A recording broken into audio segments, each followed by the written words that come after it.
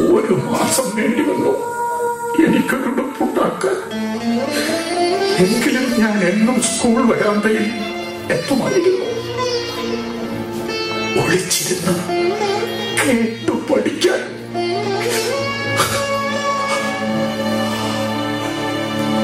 പറയൂ, എല്ലാം പറയൂ. വാശിയോടെ ഞാൻ പഠിച്ചു വലുതായി ഈ നാട്ടിലൊരു MLA-യോ മന്ത്രിയോ ആകാനല്ല. നമ്മുടെ നാട്ടിൻ പുറങ്ങളിലെ സ്കൂളുകളിലും ആദിവാസി ഊരുകളിലുമൊക്കെ എന്നും ഉടുപ്പില്ലാത്ത കുട്ടികളെത്തും. അവരെ പഠിപ്പിക്കണം. പഠിപ്പിച്ച് അവരിലൂടെ ഒരു പുത്തൻ സംസ്കാരം പിറവിയെടുക്കണമെന്ന് ഞാൻ ആശിച്ചു. എന്നിട്ടെന്തേ ഒരു അധ്യാപകൻ പോലും ആകാത്തത്? നമ്മുടെ നാട്ടിൽ ഒരു LP സ്കൂൾ അധ്യാപകനാകണമെങ്കിൽ പോലും ലക്ഷങ്ങൾ വേണം കോഴ കൊടുക്കാൻ. തലമുറകളെ വാർത്തെടുക്കേണ്ട അധ്യാപകനാകാൻ പണ്ടൊക്കെ സ്വഭാവ ഗുണവും വിദ്യാഭ്യാസ യോഗ്യതയും മതിയായിരുന്നു എങ്കിൽ ഇന്ന് നോട്ടുകെട്ടുകളുടെ ഖനമാണ് മാനേജ്മെന്റിന് യോഗ്യത. ഏത് ദുർഭാഗ്യക്കും ഗുരുവിന്റെ സ്ഥാനത്തിരിക്കാം. ആരും സഹായിക്കാനും ഉണ്ടായില്ലേ? അരവയർ അന്നത്തിനായി വള്ളമുണ്ണുന്ന അച്ഛന് ലക്ഷങ്ങളുടെ കണക്കുകൾ അറിയില്ലായിരുന്നു സുഹൃത്തെ. സഹായത്തിനായി ബന്ധുക്കളും നാട്ടുകാരും ഉണ്ടായില്ല. ഒരിടവപ്പാതിക്ക് അച്ഛന്റെ ആത്മാവ് പുഴയുടെ കാണാക്കയങ്ങളിൽ അലിഞ്ഞപ്പോ പകച്ചുപോയത് ഞാൻ മാത്രമല്ല, ഒരു കുടുംബം മുഴുവൻ.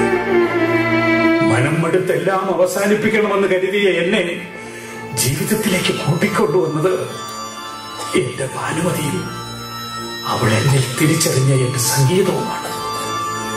അതിനപ്പുറമാണ് ഈ ശിഷ്ട ജീവിതം. ഇപ്പോൾ ജീവിതം എങ്ങനെ മുന്നോട്ട് പോകുന്നു? ഐ മീൻ, വരുമാന മാർഗം എന്തെങ്കിലും? എന്റെ കുഞ്ഞ് ഇവൻ ഈ പഠനത്തിനിടയിലും ഇഷ്ടികക്കളത്തിൽ മണ്ണ് ചുമക്കാൻ പോകും. അങ്ങനെ അട്ടിക്കുള്ള വക കണ്ടെത്തുന്നു.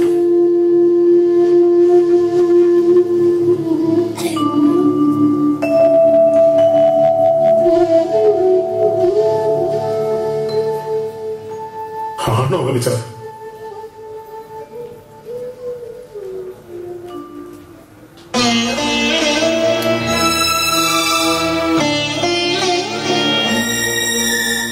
നീ ഇന്നു മുതൽ എന്റെ അനുജനാണ്.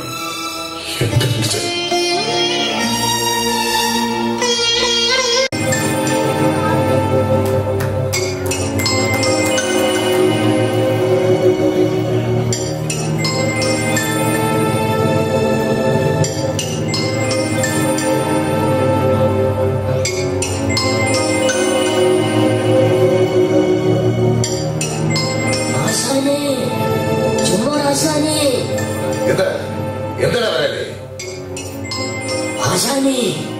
ഒരു പുതിയ കൊട്ടേഷൻ വന്നിട്ടുണ്ട്.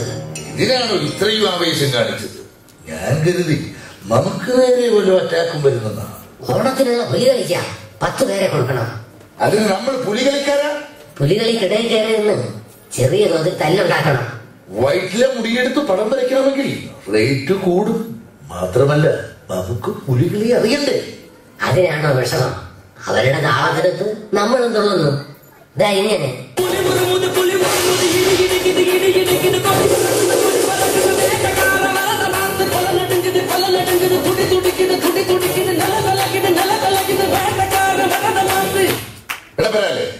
ശിങ്കാരത്തോപ്പിൽ കാലി വിട്ടാണോ ഡേറ്റ് എന്നാണ്? അത് ശിവരാത്രിയുടെ പിറ്റേന്ന്. അതെന്താ ശിവരാത്രിയുടെ പിറ്റേന്നാകാൻ കാരണം? അതെന്റെ ബുദ്ധി ആശാനെ. അന്നാവുമ്പോ എല്ലാവരും കിടന്നങ്ങ് ഉറങ്ങും. നമുക്ക് പോയി ആരും കാണാതെ കാല് വെട്ടിക്കൊണ്ടുവരാം. എടോ, ആ ജാതക്കിടയിൽ മുണ്ട് കുറച്ചതിന്റെ പേയ്മെന്റ് ഇതുവരെ ആയില്ലല്ലോ. അതിനി നോക്കണ്ട ആശാനെ. അതെന്താ? മുണ്ട് പറിക്കാൻ നമ്മൾ ഓർഡർ എടുത്തു. അവസാനം അവരെന്റെ മുണ്ടല്ലേ മറിച്ചോണ്ട് പോയത്. ആ ജാതയിൽ നിന്നവരെല്ലാം മറ്റേ സംഘത്തിലെ തല്ലുകാരാ. പിന്നെ താനെങ്ങനെ രക്ഷപ്പെട്ടു? എന്റെ തിരസ്കരണീയ വേഷത്തിൽ ഞാൻ ഓടുന്നത് കണ്ടപ്പോ അവരങ്ങ് നാണം കെട്ടുപോയി ആശാനെ. ഇതൊരു ബിസിനസ്സാ. യൂണിഫോം ഇല്ലാതെ താൻ എന്തിനാ വർക്കിന് നോക്കിയത്? കൈലിയും ബെർമുടയും ബനിയനും ഇതെല്ലാം ഇടാതെ താനെന്തിനാ കൊട്ടേഷൻ ഇറങ്ങിയത്? തന്റെ ഓവർ ടൈം കട്ട് ചെയ്തിരിക്കും. അവസാനെ ഞാനിനി മറക്കാതെ ഇടാം ബെർമുട.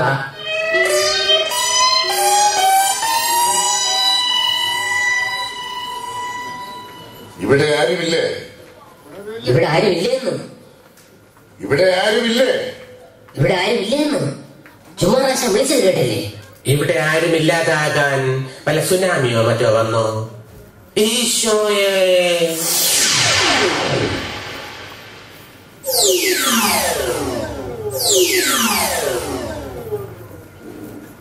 നിൽക്കണവിടെ. എന്റെ പിതാവേ, തന്നെ ഞാൻ തിരക്കി നടക്കുകയും. സഹോദര, എനിക്കൊരു അന്ത്യകൂദാശയിൽ പങ്കെടുക്കുവാനുണ്ട്.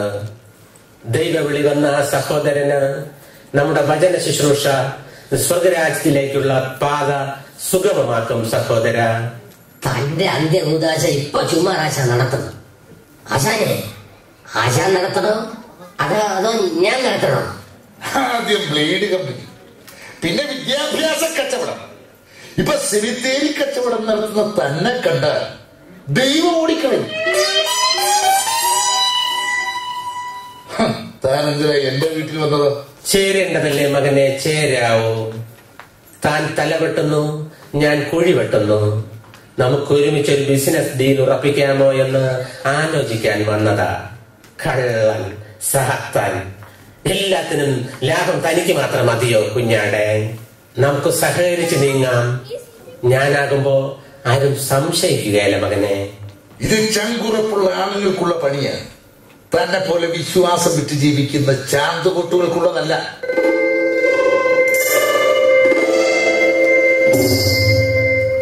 ഇനി ഞാനിവിടെ നിന്നാൽ സതാന്റെ വചനങ്ങൾ എന്നെ വിലക്കപ്പെട്ട കന്നി തിന്നാൻ പ്രേരിപ്പിക്കും. വന്ന കാര്യം ഇന്നും നടന്നില്ലല്ലോ യഹോവ. പരീക്ഷകൾ ദൈവരാജ്യത്തും സാധാരണമല്ലേ?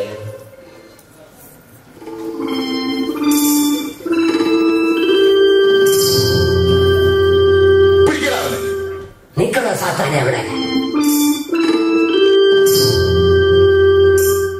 ആരാ നിങ്ങൾ? എന്താ ഇവിടെ കാര്യം? ഇയാളോടാണ് ചോദിച്ചത്. കാത് കേൾക്കാൻ പാടില്ലെന്നുണ്ടോ? ഇവിടെ ആരുമില്ലേ? ഇവിടെ ആരുമില്ലേന്നു. തനിക്ക് കണ്ണു കാണാൻ പാടില്ലേ? എന്താ വേണ്ടത്? ഇയാളാരാ? ഇയാൾക്ക് ഇവിടെ എന്താ കാര്യം? അത് ചോദിക്കാൻ ഇയാളാരാ? ഇത് ഏരിയ മോശമാണ്. വിട്ടു പോ. ആരാ ഇവിടെ കിടന്ന് വിളിച്ചു കൂയേ? അല്ല, മോനെപ്പോ വന്നു? ഞാൻ അല്പം മയങ്ങിപ്പോയി. ഇയാൾക്കെന്താ നിങ്ങളുമായുള്ള ബന്ധം? ഇതുവഴി അങ്ങോട്ടും ഇങ്ങോട്ടും ഒക്കെ പോകുന്നത് കണ്ടിട്ടുണ്ട്. എന്നെ അറിയില്ലേ? ഞാനാണ് ചുടലയിൽ ചുമ്മായുള്ള ചുമ്മാറില്ല. ഈ ഏരിയ എന്റെ അണ്ടറിലാണ്. കൊണ്ടും കൊടുത്തും സെറ്റിൽമെന്റ് ബ്യൂറോ കേട്ടിട്ടില്ലേ? അതിന്റെ MD ഞാൻ. മീഡിയകൾ ഓമന പേരിട്ട് കൊട്ടേഷൻ സംഘമെന്നും കൂലിത്തല്ല് സംഘമെന്നും വിളിക്കും. എങ്കിലും നമ്മുടെ പിൻബലം രാഷ്ട്രീയക്കാരും പിന്നെ പോലീസുകാരുമാണ്. മനസ്സിലായില്ലേ ഇപ്പോൾ ചുടലയിൽ ചുമ്മാറാരെന്ന്? നിങ്ങളുടെ മകൻ സൂര്യദിനെ IT കളത്തിൽ വെച്ച് ഞാൻ പരിചയപ്പെട്ടു. പാവം പയ്യൻ. താൻ മോരി സതീശന്റെ സംഘത്തിലായിരുന്നില്ലേ? അതൊക്കെ പണ്ട്. ഇപ്പോൾ സ്വതന്ത്രമായി സമ്പെടുക്കുക. എനിക്കൊന്നും മനസ്സിലാവുന്നില്ല. എന്തൊക്കെയാ ഇയാൾ പറയുന്നേ? ഈ വയസ്സുകാലത്ത് ഇനി എന്ത് മനസ്സിലാക്കാൻ? നിങ്ങളുടെ മകൻ പഠിക്കാൻ പോകാൻ പാങ്ങില്ലാതെ പുരനിറഞ്ഞു നിൽക്കുമല്ലേ? എന്നോടൊപ്പം വന്നാൽ ഒരു തൊഴിലുറപ്പാക്കി കൊടുക്കാമെന്ന് പറയാൻ വന്നതാ. പിള്ളാരെ എത്ര വേണമെങ്കിലും ഇപ്പൊ കിട്ടും. എങ്കിലും നിങ്ങളുടെ മകനെ കണ്ടപ്പോ എനിക്കങ്ങ് ബോധിച്ചു. എന്താ ശരിക്കുള്ള തൊഴില്? പേടിക്കാനൊന്നുമില്ല. പഞ്ചായത്ത് മെമ്പർക്ക് മുതൽ അങ്ങ് മജിസ്ട്രേറ്റിന് വരെ മാസവരി എത്തിച്ച് ചിട്ടയോടെ പോകുന്ന തൊഴിലാണ്. പിന്നെ ഇപ്പൊ സബ് എടുക്കുന്നത് കൊണ്ട് വലിയ ടെൻഷനുമില്ല. സബ് എടുക്കാന്ന് വെച്ചാൽ? അതായത് ഒരു ഉദാഹരണം പറയാം. ഇപ്പൊ റിയാലിറ്റി ഷോ നടക്കുന്ന കാലമല്ലേ? നമ്മുടെ മെയിൻ ടീം ഒരു ചാനലുകാരിൽ നിന്നും മറ്റേ ചാനലുകാരുടെ റിയാലിറ്റി ഷോ മുടക്കി കൊടുക്കാമെന്ന് കൊട്ടേഷൻ എടുത്താൽ സബ് എടുക്കുന്ന നമ്മൾ പാടിക്കൊണ്ട് നിൽക്കുമ്പോൾ മൈക്ക് പിടിച്ച് വാങ്ങിക്കൊണ്ട് ഓടുക, ജയിക്കാൻ സാധ്യതയുള്ള പയ്യന്റെ കഴുത്തിന് കുത്തിപ്പിടിക്കുക, ജഡ്ജസിനെ തെറി വിളിക്കുക, വേണ്ടി വന്നാൽ കണ്ണിലും ചെവിയും മണ്ണുമായിട്ട് ഓടിക്കളയുക. ഇതൊക്കെ നമ്മൾ ചെയ്യും. ഓഹോ, ഇതിനെയാണോ സപ്പോർട്ടേഷൻ എന്ന് പറയുന്നത്? ശരിക്കും സബ് എന്ന് പറഞ്ഞാൽ ഇതല്ല. മെയിൻ ടീം ഒരാളിന് തലവെട്ടാൻ 5 ലക്ഷം രൂപയ്ക്ക് കൊട്ടേഷൻ എടുത്താൽ സബ് എടുക്കുന്നത് നമുക്ക് 5000 രൂപയെ തരും. അപ്പൊ തലയ്ക്ക് പകരം തലമുടി വെട്ടിക്കൊണ്ട് ചെയ്യും. കൈവെട്ടാനാണ് കൊട്ടേഷൻ എങ്കിൽ നഖം വെട്ടിക്കൊണ്ട് പോകും. നമുക്കത് മതി. നാളത്തെ പത്രത്തിൽ തന്റെ ഫോട്ടോ സഹിതം ഇത് തുടർ ഫീച്ചറായി വരാൻ പോവുക. സാറ് പത്രമാണ്, ചതിക്കില്ലേ സാറ്? നാട് ഓടുമ്പോ നടുവേ ഓടണമല്ലോ എന്ന് കരുതിയ ഈ പണിക്കിറങ്ങിയത്. പാപ്പാക്കണം സാറ്, കാല് പിടിക്കാം. അല്ലെങ്കിൽ എന്നെ വിട്ട് കൊട്ടേഷൻ എടുപ്പിക്കരുത്.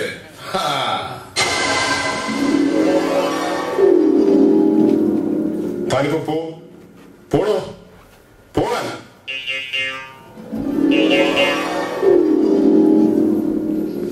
എന്താ കുട്ടി ഈ കേൾക്കണേ? നമ്മുടെ നാട് എങ്ങോട്ടാണ് പോകുന്നത്? വളരെ ഗൗരവമുള്ള ഒരു വിഷയമാണിത്. ഇന്നത്തെ യുവത്വത്തിനെ കുറ്റം പറഞ്ഞിട്ട് കാര്യമില്ല. സാഹചര്യങ്ങൾ കുട്ടികളെ അവിടെ എത്തിക്കുകയാണ്.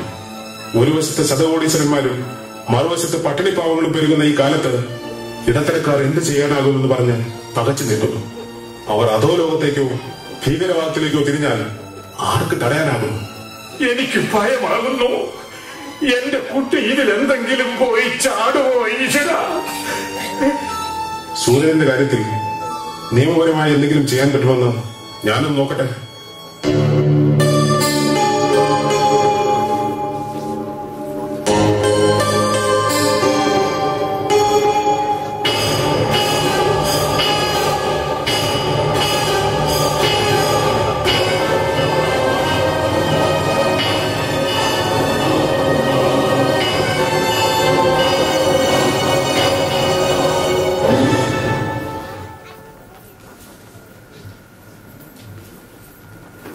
ഈ കവിതകൾ പഠിച്ചിട്ട് എന്തെടുക്കാനാ?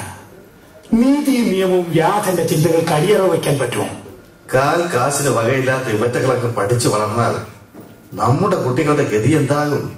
അധികാരവും അവകാശങ്ങളും എപ്പോഴും ഇവർക്ക് അന്യമാകാൻ നമ്മൾ ഇടപെട്ടുകൊണ്ടേയിരിക്കണം. പ്രശ്നങ്ങളൊന്നുമില്ലാത്ത സമൂഹനമായ സമയം വന്നാൽ പിന്നെ നമുക്കിവിടെ എന്താണ് പ്രസക്തി? പിന്നെ ഒരു കാര്യം, നിങ്ങളും ഞാനും അവരുടെ മുന്നിൽ ബദ്ധശത്രുക്കളാണ്. നമ്മൾ സംസാരിക്കുമ്പോൾ കോടതികൾക്കെതിരെ രാഷ്ട്രീയമായി നിങ്ങൾ കത്തിക്കയറണം. ഇത്രയും കാലം ഒരു രാഷ്ട്രീയക്കാരനെയും ഒരു നേതാവിനെയും കോടതി ശിക്ഷിച്ചിട്ടില്ല എന്ന ഉപകാര സ്മരണയോടെ. അക്കാര്യം ഞാൻ ഏറ്റു. എത്രയോ കാലം കൊണ്ട് വിജയകരമായി നാം പരീക്ഷിച്ചുകൊണ്ടിരിക്കുന്ന കാര്യങ്ങളല്ലേ ഇതൊക്കെ. എനിക്കൊന്നും പറഞ്ഞു തരണ്ട. നിങ്ങൾ ഞങ്ങൾക്ക് ചെയ്യുന്ന സഹായങ്ങൾക്ക് നിങ്ങൾ ഉദ്ദേശിക്കുന്ന പദവികളിൽ ഞങ്ങൾ എത്തിച്ചു തരുന്നില്ലേ? പരസ്പരം സഹകരിച്ചാൽ രണ്ടുപേർക്കും നല്ലത്.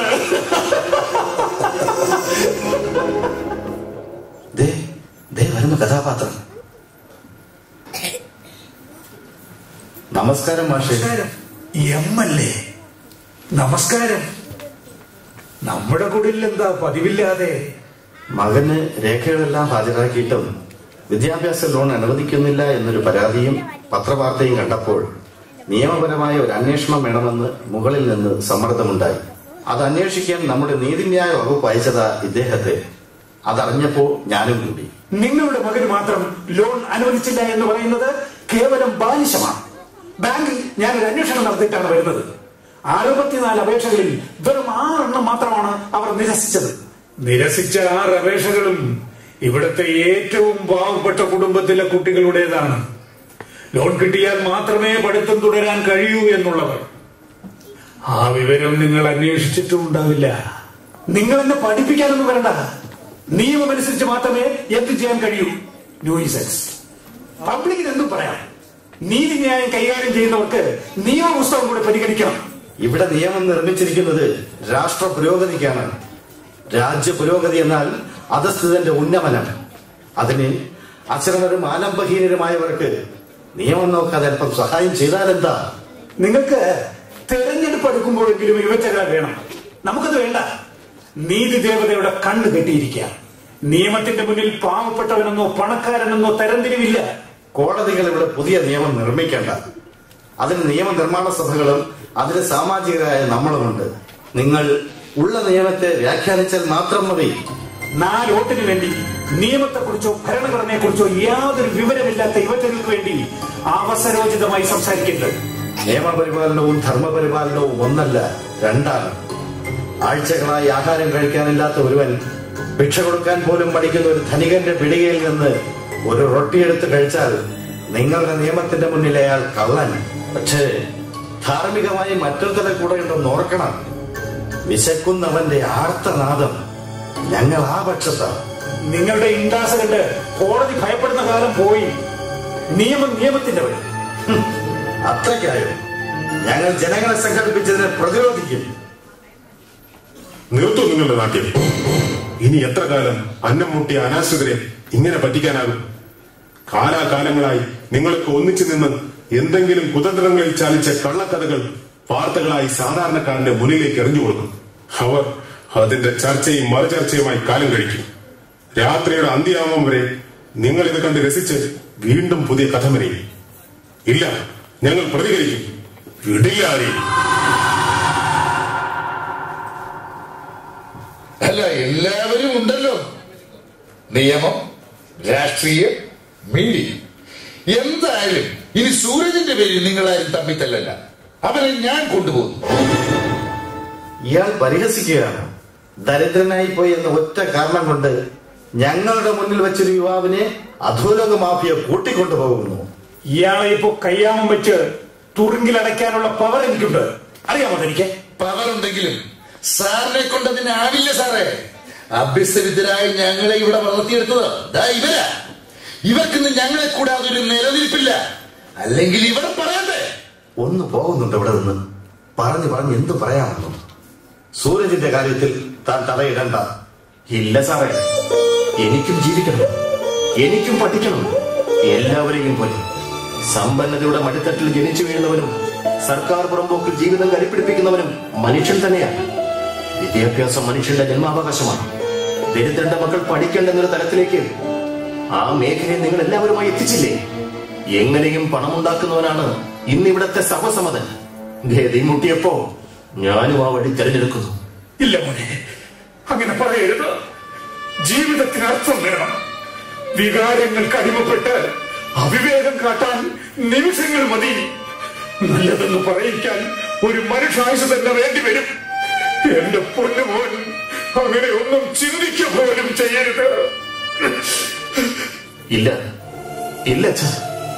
അച്ഛനെന്നെ തടയരുത്. മറ്റുള്ളവരെ പോലെ നമുക്കും ജീവിക്കണ്ടേ അച്ഛ? അതിന് പണമാണ് വഴിമുടക്കുന്നതെങ്കിൽ എങ്ങനെയും നമുക്കൊന്നും നേടാം. മാനം വിറ്റും പണമുണ്ടാക്കിയാൽ ആ പണം കൊണ്ട് മാനം നേടുന്ന കാലമില്ലേ? കാണുന്നില്ലേ ഇതൊക്കെ? സമഗ്ര മേഖലകളിൽ അഴിമതി ഗ്രസിച്ചു കഴിഞ്ഞു. രാജ്യത്തിന്റെ നിയന്ത്രണം സമ്പന്നരുടെ കൈകളിൽ ഒതുങ്ങി. നിങ്ങളൊക്കെ അതിന്റെ ചാലക ശക്തികൾ. ഈ ദുസ്ഥിതിക്ക് ഉത്തരവാദികൾ നിങ്ങളാണ്. തെരഞ്ഞെടുപ്പിൽ ജയിക്കാൻ കോടികൾ വേണമെന്നിരിക്കെ പാവപ്പെട്ടവൻ എങ്ങനെ പാർലമെന്റിലെത്തും, നിയമസഭയിലെത്തും? ഈ സ്ഥിതി ഇവിടെ തുടരുക തന്നെ ചെയ്യും. എന്താ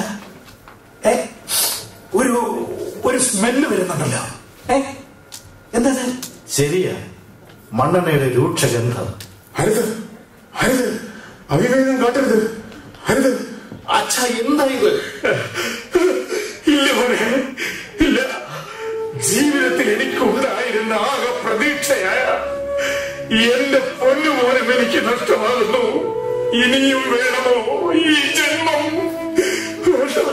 വേണ്ട. അച്ഛ, ഇല്ല, അച്ഛനെ എനിക്ക് വേണം. സ്വപ്നങ്ങളെല്ലാം പൊളിഞ്ഞപ്പോ ഞാൻ എന്തൊക്കെയോ ചിന്തിച്ചു. മറ്റൊരു വഴിയും മുന്നിൽ കണ്ടില്ല അച്ഛ, കണ്ടില്ല. ഈ നിസ്സംഗതയാണ് എല്ലാ തിന്മകൾക്കും വളമാകുന്നത്. ഇവിടെ അഗതികളെ ആത്മാവിൽ സ്വീകരിക്കുന്ന ഒരു ജനത ഗ്രാമചിത്രങ്ങളിൽ ഇന്നും ജീവിക്കുന്നു. ഇതാ ഇവർ. പോകാം നമുക്ക് അവർക്കിടയിലേക്ക്. കൂട്ടിക്കൊണ്ടുവരട്ടെ ഞാൻ ഇവരെ നിങ്ങൾക്കിടയിലേക്ക്.